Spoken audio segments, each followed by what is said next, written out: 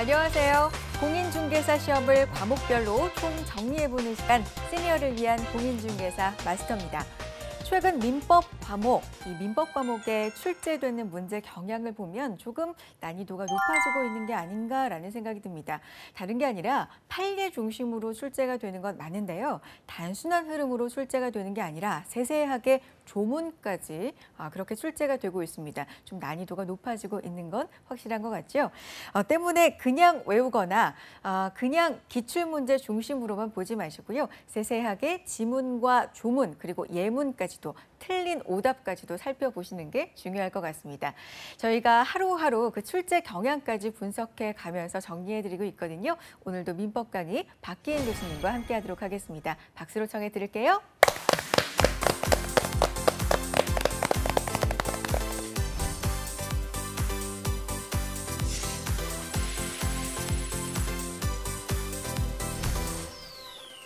이번 시간에 우리가 이제 지역권하고 전세권 한번 살펴보도록 그렇게 하겠습니다.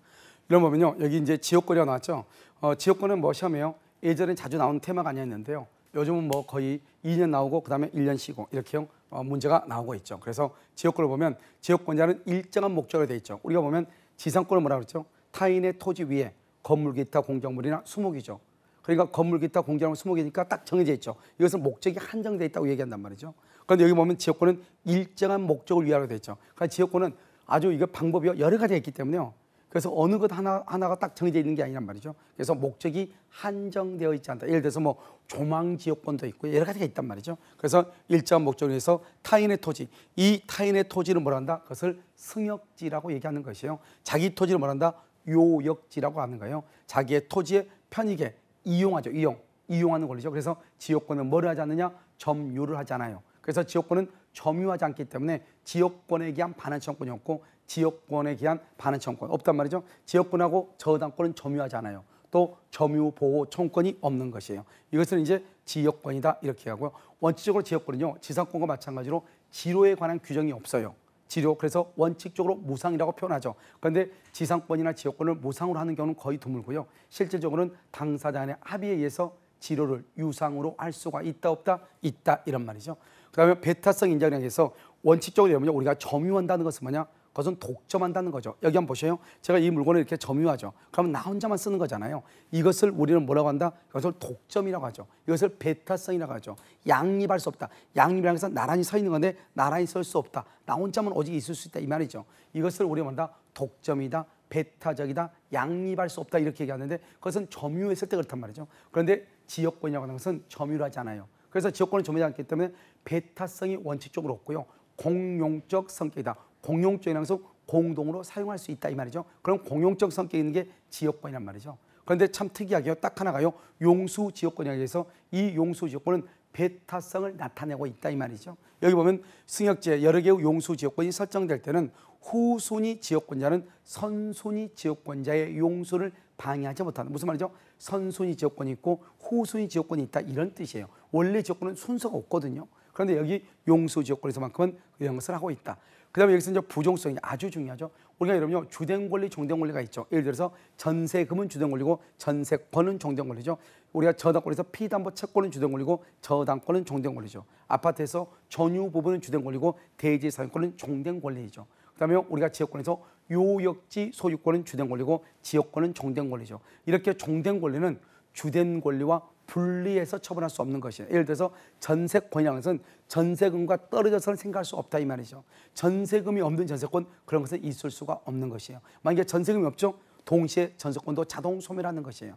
만약에 전세금은 있는데 전세권을 다른 사람한테 양도했다? 그러면 이런 전세권은 없는 것이에요. 알겠죠? 그래서 전세권은 전세금과 따로따로 분리해서 처분하지 못하고 전세권하고 전세금을 같이 처분할 수 있어도 별도로 분리해서는 처분할 수 없다.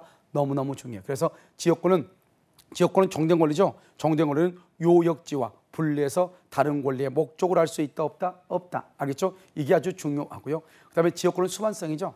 우리가 이제 주된 권리가 이전하면 종된 권리도 같이 이전한단 말이죠. 요역지 소유권이 갑에서 병으로 이전하죠. 그러면 그에 따른 종된 권리인 지역권도 다른 약정이 없으면 갑에서 병으로 이전하죠. 그런데 문제는 뭐냐면 저당권이라든가 전세권 같은 것은 권리가 전세권이 물권이 이전하면 이전에 부기 등기를 해야 된단 말이죠. 그런데 지역권은 이전할 때 부기 등기를 한다 안 한다 안 한다 이런 말이죠. 그다음에 우리가 지역권은 점유하지 않는다고 그랬죠. 그래서 지역권은 점유하지 않기 때문에 어떻게 한다? 배타성이 없죠. 그래서 이것을 뭐란다? 공용적이다. 그것은 같이 사용한다 이 말이죠. 그러니까요, 승역지 소유자도 요 지역권자가 승역지에 설치한 공작물을 같이 사용할 수 있죠. 하지만 어떻게 돼요? 우리가 소유자 부담의 원칙에 의해서 비용은 분담을 하는 것이에요. 같이 사용할 수 있지만, 그래서 공작물을 사용할 수는 있다. 하지만 설치 보존의 비용을 뭘 한다? 분담을 한다 이런 말이고, 그 다음에 지역권은 점유하지 않는다. 그래서 지역권 자체에 기한 저당권 자체에 기한 반환 청구는 없다.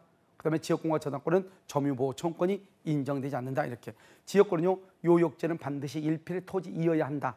승역지는 일필의 토지일 수 있고 일필의 토지 일부이어도 된다. 그 다음에 2번은요, 우리 지역권은 땅을 위해서 하는 거죠. 사람을 위한 것. 즉 화가 있죠. 화가가 예를 들어서 자기가 다른 어떤 또는요 도자기를 굽는 사람이 또는 곤충 채집학자가 그래서 곤충을 채집하기 위해서 다른 토지를 이용한단 말이죠. 이런 것들은 사람이 이용하는 거죠. 그것을 사람이 인자를 써서 인역권이라고 하는 것이지 그것을 지역권이라고 얘기하지 않는다 이런 말이죠. 무슨 말인지 알겠죠? 자, 그다음에 이제 불가분성이라는 것이 이게 시험에 너무너무 잘 나오죠. 지역권에서는요. 왜냐? 이런 지역권은 권리잖아요. 권리는 되도록이면 내가 권리를 취득하는 게 좋아요? 소멸되는 게 좋아요? 취득하는 게 좋잖아요. 예를 들어서 요역지가 갑을병 세 사람이 공유하고 있단 말이죠. 그런데 한 사람이 시효 취득을 했어. 한 사람이 시효 취득하죠. 다른 공유자도 지역권을 취득하는 거예요. 그런데 소멸시효다. 갑을병 중에서 한 사람이요. 원래 지역권은 20년간 행사하지 않으면 지역권을 소멸하거든요. 그런데 갑을병 중에서 한 사람이 20년 이상 행사하지 않아서 그 한 사람의 지역권이 소멸시효가 완성돼서 소멸됐어. 그러면 다른 사람의 지역권도 소멸하는가? 그렇지 않단 말이죠. 왜? 우리가 권리는 취득하는 건 쉽지만 권리가 소멸하는 것은 어렵게 소멸해야 되죠. 그래서 우리가 취득시효는 한 사람이 취득하면 다른 공유자도 취득하지만 소멸되는 것은 소멸시효는 전 원에게 소멸시효가 완성돼야 소멸한다 이렇게. 그럼 이제 반대로 생각하면 취득은 쉽게 하지만 취득을 중단시키는 것은 쉬운 게 아니죠. 취득하는 것을 중단시킨다. 그러면 안 되는 거잖아요. 그래서 취득시효의 중단은 전 원에게 취득시효가 중단돼야 중단된다. 그런데요, 소멸시효는 나쁜 거죠. 소멸이니까. 그러면 소멸은 이러면 어떻게 하는 거예요? 소멸은 한 사람이 소멸되는 것이 아니고 전원에게 소멸시효가 완성돼야 된다고 그랬죠. 그런데 소멸을 중단을 시킨다. 권리가 소멸되는 것을 중단을 시켜. 그 말은 좋은 말이잖아요. 좋은 거잖아요. 그러니까 한 사람이 중단시키면, 즉 한 사람이 소멸시효 중단을 시키면 다른 공자도 중단이 된다 이 말이죠. 이것을 뭐란다? 불가분성이다. 아주 중요하니까요. 이런 반드시 그걸 보시고요. 그 다음에 이제 토지의 분할이나 일부 양도의 불가분성이죠. 그럼 이 말이 무슨 말이냐? 지역권이 있는 상태에서 요역지가 분할이 된단 말이죠. 그러면 각각의 분할자의 각각이 지역권을 행사할 수 있다 이 말이고요. 지역권이 설정된 상태에서 승역지가 분할이 된다 이 말이죠. 그러면 요역지 소유자는 그 승역지에 분할된 지역권의 각각의 토지에 대해서 지역권을 말 수 있다, 행사할 수 있다. 그 다음에 이제 통행지역권이죠. 통행지역권은 이러면 어떻게 하냐? 우리가 이제 통행지역권은 딱 첫 번째 뭐냐면 요역지 소유자가, 두 번째 승역지 상해, 세 번째 통로를 개설해야 돼. 즉 요역지 소유자가 승역지 상해 통로를 개설해야 돼. 그러고 나서 계속되고 표현되고 몇 년이다? 20년이죠. 계속되고 표현되고 20년이다 이 말이죠. 그래서 이것을 우리는 통행지역권이고 통행지역권을 반드시 등기해야 되는데 최근에 판례가 나왔다.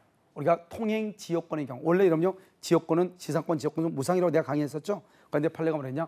통행지역권을 시효 취득하면 그것은 유상이다. 유상. 지로를 지급할 의무가 있다. 이렇게. 그래서 여러분요 두 가지를 비교해야 돼. 분묘기지권이죠. 분묘기지권을 시효 취득하면 무상이 원칙이죠. 그런데 통행지역권을 시효 취득한다. 그럼 그것은 뭐가 된다? 유상이 원칙이다. 유상. 판례가 유상이라고 했다 이 말이죠. 그래서 통행지역권은 첫 번째 요역지 소유자가, 두 번째 승역지 상해, 세 번째 통로를 개설하고 그것이 계속되고 표현되고 몇 년? 20년이 돼야 된다. 이것을 우리는 승역지다 이렇게 얘기하는 것이죠. 여기까지 우리는 지역권이고 그 다음에 이제 전세권 한번 보죠. 여러분 전세권은 뭐예요? 여러분들 전세 사고 있는 거 옆에서 많이 들어서 잘 아실 거예요. 그런데 전세권은 우리가 이제 생각하는 거 약간 다를 수가 있죠. 한번 보시면 전세권자는 전세금을 반드시 지급해야 돼. 그래서 전세금 지급이 없는 전세권 양은 있을 수가 없는 거예요. 그래서 전세금은 그런데 어때요? 기존의 채권 양은 내가 예전에 1년 전에 빌려준 돈 1억이 있는데 이 사람이 돈을 주지 않는단 말이죠. 그러면 그 1억 원을 전세금으로 하기로 하고 내가 그 집에 들어가서 직접 사는 것, 그것을 뭐란다? 이것도 전세권으로 인정된다. 그러면 전세금을 지급해야 되기 때문에 전세금을 지급하지 않겠다고 하는 약정, 그런 경우는 전세권이 성립할 수가 없는 것이에요. 타인의 부동산이죠. 보통 전세권은 토지와 건물이죠. 그것을 말한다 점유하죠. 그래서 여러분요, 지상권과 전세권은 점유하지만 지역권은 점유한다 안 한다? 안 한다. 그 부동산의 용도에 쫓아 사용하고 수용한다. 용도. 그래서 우리가 아파트는 아파트의 용도대로 사용해야 된다 이 말이죠. 그런데 그 아파트에서 술집을 경영한다. 그러면 돼? 안 돼? 안 된다. 왜? 아파트의 용도는 거주가 주된 목적이죠. 알겠죠? 용도에 쫓아 사용하고 수익한다. 사용하고 수익을 뭐한다?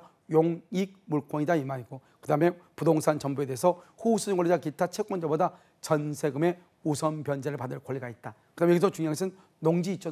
농지는 전세권의 목적으로 할 수 있다 없다? 없다. 그 다음에 여기를 이제 보면 이게 이제 판례인데요. 우리가 이러면 전세권은 뭐죠? 전세권이라는 것은 이렇게 되는 거죠. 전세권은 용익 물권과 담보 물권이 있다. 용익이라고 하는 것은 뭐냐? 존속하는 기간 동안 1월 1일부터 10월 2일까지다 존속하는 동안은 사용하고 수익이 하죠. 그것을 용익 물권이라고 얘기하는 것이고, 이러한 용익 물권은 존속 기간이 만료가 되면 자동적으로 말소 등기 없이 당연 소멸하죠. 그럼 어떻게 돼요? 소멸하면 전세권자는 뭘 한다? 전세금 반환을 청구하겠죠. 그런데 전세권 설정자가 전세금을 반환하지 않죠. 그럼 어떻게 한다? 그 전세권 설정자의 건물을 경매해야 되겠죠. 경매에서 경매 대금에서 우선 변제를 받아온단 말이죠. 이것을 우리 뭐란다? 담보 권능이라고 얘기하는 것이에요. 그래서 원칙적으로 우리는 용익 권능과 담보 권능이 있는데, 용익 권능은 존속 기간이 만료가 되면 자동으로 소멸한다. 담보 권능은 존속 기간이 만료 후 전세금을 반환하지 않을 때 경매를 청구해서 그 경매 대금에서 우선 변제를 받을 수 있는 권리, 그것을 담보 권능이다 이렇게 얘기하죠. 그래서 전세권은 이 두 가지가 있는 것이고, 그럼 여기 전세금을 보면 반드시 전세금을 지급해야 되고, 지급하지 않으면 그것은 무효가 되고, 현실적으로 전세금을 지급할 필요는 없다. 기존의 채권으로 전세금에 가름할 수는 있다. 중요한 것은 이런 것이죠. 우리가요, 누가 전세권자냐? 전세금을 준 사람. 전세금을 준 사람을 뭐라냐? 채권자라고 그래. 이런 보시면요, 집주인하고 전세권자가 있죠. 집주인은 뭐란다? 전세권 설정자라고 하죠. 그러면 그 집에 세들어서 한 사람 뭐란다? 전세권자죠. 이 전세권은 등기가 되어 있잖아요. 알죠? 등기가 되어 있지 않은 것을 채권적 전세라고 하는 거예요. 등기가 되어 있는데 나중에 여러분 봐봐요. 전세권자는 기간이 만료가 되면 이 전세권자는 전세권 설정자한테 준 전세금의 반환을 받아야 되잖아요. 그러니까 전세금을 놓고 보면 집주인인 전세권 설정자는 채무자가 되는 것이고, 전세금을 준 채권자가 전세권자가 되는 것이에요. 그래서 우리가 뭐냐? 채권자만 전세권자가 될 수 있다 이 말이죠. 그런데 채권자가 아닌 제3자를 전세권자로 할 수 있는가? 할 수 없죠, 원칙적으로. 그러면 하려면 어떻게 해야 된다? 갑하고 을하고 제3자 간에 합의가 있어가지고 제3자를 전세권자로 하자, 제3자를 저당권자로 하자 합의가 있고, 제3자 앞으로 등기하게 되면 제3자가 전세권자, 제3자가 저당권자가 될 수가 있다 이란 말이죠. 아시겠죠? 그 다음에 전세권은 존속기간이죠. 전세권은 최장이 10년이에요. 그래서 최장 10년이고 만약에 13년을 계약을 했다, 10년으로 단축이 되는 거예요. 알겠죠? 전세권은 갱신을 해도 몇 년이다? 10년이에요. 그런데 전세는 기본적으로 부동산이니까 토지하고 건물이 있단 말이죠. 토지는 얼마냐? 0부터 10년이에요. 그런데 건물 전세는 건물, 우리가 보통 그 전세를 하면 보통 건물 전세죠. 아파트 전세. 건물 전세는 최단 1년이에요. 1년부터 10년이에요. 만약에 아파트 전세를 하면서 전세권의 존속기간을 6개월로 계약을 했다. 그러면 어떻게 되냐? 6개월? 그러면 최소한 얼마를 사냐? 1년은 내가 주장할 수 있는 거예요. 전세권자는. 그런데 전세권 설정자 집주는요, 6개월 계약했으니까 6개월 만에 나가라. 주장할 수 없는 거예요. 알겠죠? 전세권자는 6개월을 주장할 수 있고 최소한 1년을 주장할 수도 있죠. 그런데 집주인, 전세권 설정자는 6개월 만에 나가라고 할 수 없다. 왜? 최소한 몇 년을 보장해야 된다? 건물 전세권은 1년을 보장한다. 그래서 1년부터 몇 년이다? 10년이다. 이런 말이죠. 아시겠죠? 그 다음에 우리가 이제 전세권의 존속기간에서 제4항을 보면 이게 바로 뭐냐? 법정갱신이라고 하는 거예요. 무슨 말이냐? 우리가 이제 이건 토지는 없어. 토지는 건물 전세권이요. 건물 전세권의 존속기간이 만료되기 6개월에서 1개월 사이에 건물의 전세권 설정자가 전세권자한테 말하죠.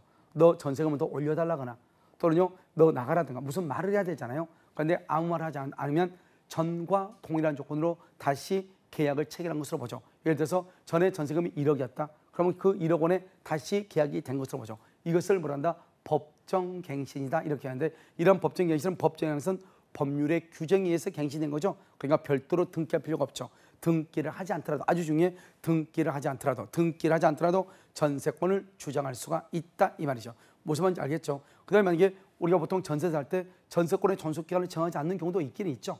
그러면 전세권의 존속기간을 정하지 않으면 어떡하냐? 각 당사자, 즉 전세권 설정자나 전세권자는 각 당사자는 언제든지 나가겠다 또는 나가라고 할 수 있죠. 그러고 나서 몇 개월이 지나면 6개월이 지나면 소멸하게 되는 것이에요.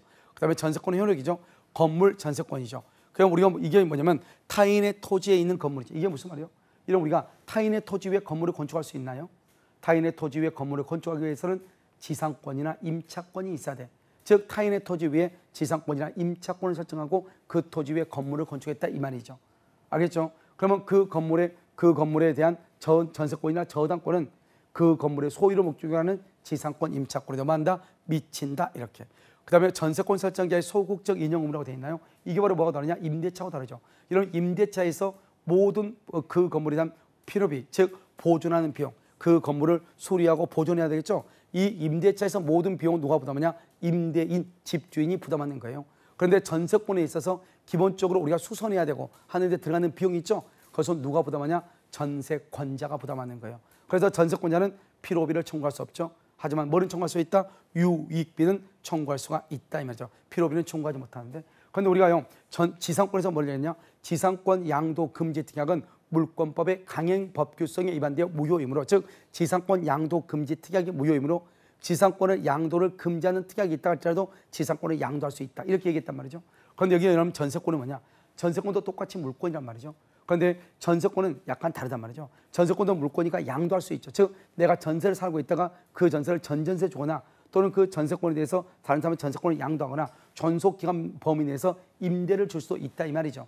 그런데 당사자 간의 합의에 의해서 양도를 금지할 수 있어요. 전세권은. 그래서 원칙적으로 우리가 보통 전세권 등기를 할 때 아무 말 없이 그냥 전세권 등기를 하죠.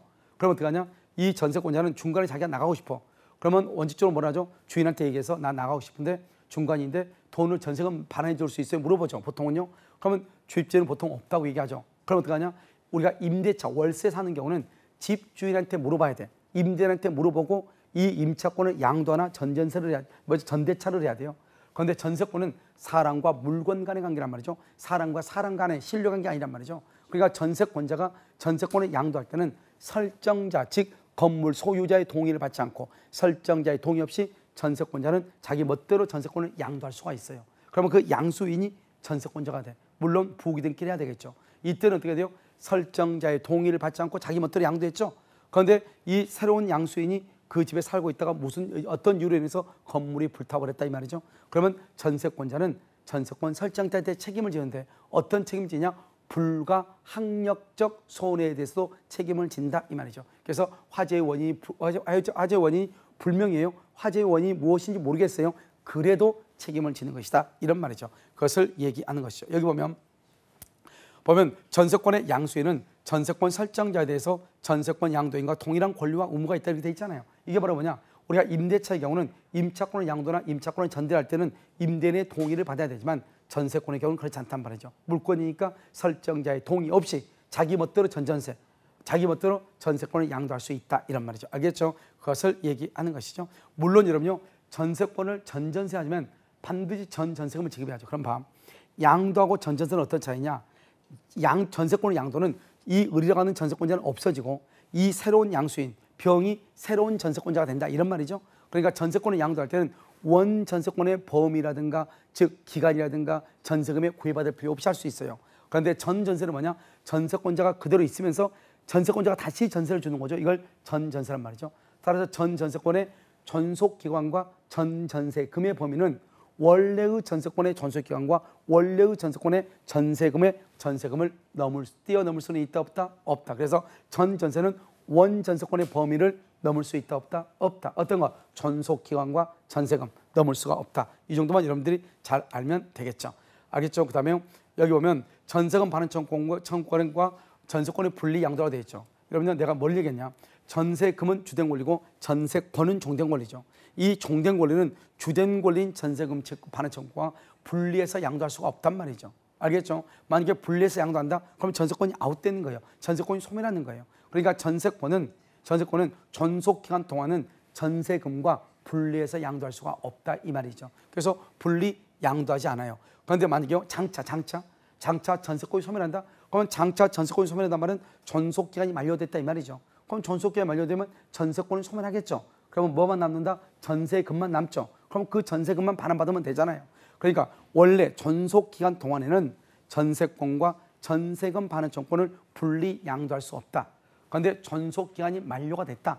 만료. 그러면 어떻게 한다? 만료라든가 당사자 간의 합의가 해지가 됐다. 그러면 전세권이 없는 거죠. 그럼 뭐만 남는다? 전세금 반환 청구가 남죠. 이런 경우는 전세금 반환 청구권만 별도로 할 수 있다. 양도할 수 있다. 이렇게. 알겠죠? 이것을 얘기하는 것이고요. 그다음에요. 전세권에 대해서 저당권 설정되죠. 우리가 여러분요 전세권 담보 대출한 말 들어봤죠. 그래서 우리가 용익권 등의 전세권 위에 저당을 잡는다 이 말이죠. 그래서 용익권 등의 전세권 위에 저당권을 잡았다. 그런데 내가 처음에 얘기했듯이 용익권 등의 전세권은 존속 기간이 만료가 되면 자동으로 소멸한단 말이죠. 당연히 소멸한단 말이죠. 그러니까 용익권 등의 전세권 위에 저당권을 설정을 했어. 그래서 전세금을요 전세권 담보 대출했단 말이죠. 그런데 전세권의 존속 기간이 만료가 되죠. 그러면 이 용익물권적 권능의 전세권은 말소 등기 없이 당연 소멸하고 전세권 위에 있는 저당권도 더 이상 실행할 수 없게 되죠. 그러면 이 저당권자는 전세권자가 반환받을 전세금 위에 압류나 추심 명령이나 전부 명령이나 또는 제3자가 강제 집행이라면 그 강제 집행 절차에 참가해서 우선 변제권 행사에서 돈을 받아와야 되는 거죠. 그러면 전세권 설정자는 어떻게 하냐? 만약에 제3자 즉 은행인 저당권자가 전세금에 대해서 압류가 들어오죠. 그러면 이 전세권 설정자인 집주인은 전세금을 누구한테 반환한다? 전세권자가 아닌 제3자한테 전세금을 반환해야 돼. 그런데 전세권의 존속기간이 만료가 됐단 말이죠. 전세권의 존속기간이 만료가 됐음에도 불구하고 제3자의 압류가 없어.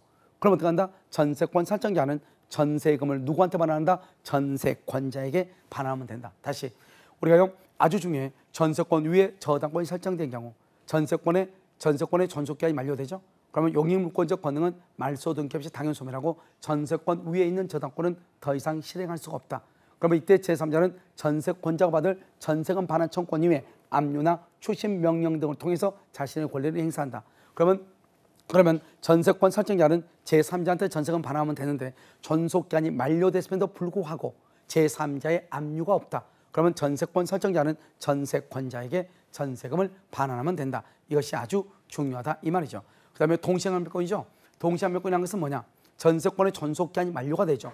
그러면 설정자는 전세금을 반환해야 되고 전세권자는 목적물을 인도하고 전세권 말소에 필요한 서류를 제공해야죠. 우리는 보통 보면 어떡하냐? 전세 산수하시는 분들 보면 집만 이사가 그리고 전세권 등기가 됐으면 그 전세권 등기를 말소해야 되잖아요. 그 말소에 필요한 서류를 떼가지고 줘야 되는데 그 서류는 떼지 않고 저 집만 이사가면서 나중에 전세권 설정자가 전세금을 주지 않으면 거기에 대해서 법정 이자를 내라고 소리를 지른단 말이죠.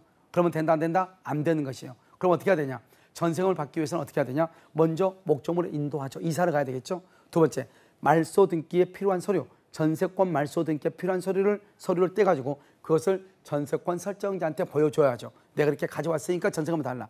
그런데 전세금을 주지 않는다? 그러면 그것을 이행지체라고 그래. 그러면 어떻게 한다? 그 아파트를 경매를 해서 경매 대금에서 우선 변제를 받으면 된단 말이죠. 그런데 목적물을 인도했으나 그다음에 말소 등기에 필요한 서류를 제공하지 않으면 전세권 설정자는 당연히 전세금을 반환하지 않아요. 당연히 반환하지 않고 전세금에 대한 이자도 지급할 필요가 있다 없다 이렇게.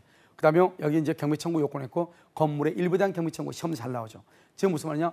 건물이 3층 건물인데 3층 건물을 내가 전세를 냈단 말이죠. 그런데 3층 건물 중에서 3층만 내가 1, 2, 3층이 단독주택이에요. 단독이 한 사람이 소유란 말이죠. 그런데 내가 3층 부분만 내가 전세를 했단 말이죠. 건물의 일부죠.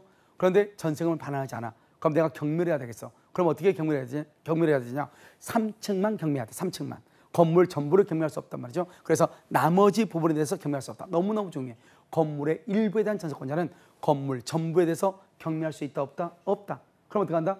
우선 변제 받을 때는 건물 전부의 경매 대가에서 우선 변제 받을 수 있지만 원칙적으로 경매를 청구할 때는 나머지 건물 부분은 경매를 청구할 수 없다. 중요하고. 그다음에 전세권이 소멸이죠.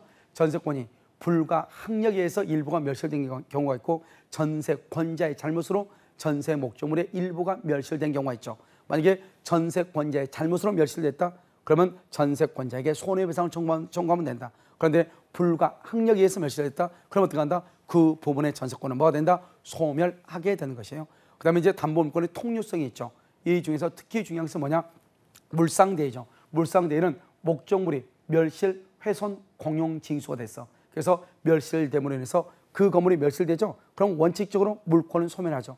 그런데 그 건물이 멸실됨으로써 뭐가 발생했다? 화재 보험금이 나오고 공용 징수가 되면서 소용 보상금이 나오고, 알겠죠? 이런 경우 이것을 가치적 변형물이라고 하죠. 만약에 갑의 건물에 저당권이 있는데 저당권이 멸실됐는데 멸실되고 아무것도 없다? 그러면 저당권 소멸이죠. 저당권이 멸실되면서 화재 보험금이 났다? 그러면 화재 보험금 위에 미치는 것을 물상대이죠. 물상대에는 이 화재 보험금을 채무자에게 지급하기 전에 압류를 해야죠. 이때 압류는 반드시 저당권자가 할 필요가 없고 제3자의 압류라도 무방하다. 그래서 압류를 해서 권리를 행사하는 것이다. 그래서 가장 중요한 것은 이 화재 보험금을 채무자에게 지급하기 전에 압류를 해야 된다. 압류는 반드시 저당권자가 할 필요가 없다. 물상대는 멸실, 훼손, 공용 징수일 때만이다. 따라서 매매 대금이라든가 차임이라든가 이런 경우는 물상대의를 할 수가 있다 없다? 없다. 그다음에 이제 불가분성은 나중에 어디에서 배우냐? 그래서 우리가 유치권을 공부할 때 배우니까 여기서는 생략해도 된다 이 말이죠. 그다음에 다음 시간에 우리가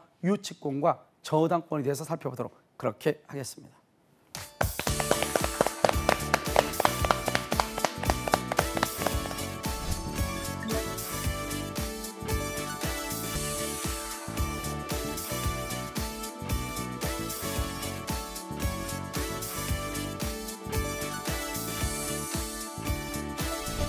박기인 교수님과 민법 강의 함께 하셨습니다. 피할 수 없다면 즐겨라 라는 말 참 많이 들어보셨지요? 시험 앞두고 이 이야기 참 많이 떠오릅니다. 시험 날짜는 이미 정해져 있고요. 피하실 수 없는 거잖아요. 그러니까 남은 기간 즐거운 마음으로 마무리하시고요. 꼭 합격의 기쁨 누려보셨으면 좋겠습니다. 저희도 하루하루 정리하시는 데 도움 드리고 있는데요. 혹시 복습하고 싶다 하시는 분들 유튜브와 한국직업방송 홈페이지 통해서 복습도 가능하거든요. 복습하시고 다음 알찬 강의도 기다려주세요. 다음 이 시간에도 알찬 강의 가지고 인사드리겠습니다. 함께해 주신 여러분 고맙습니다.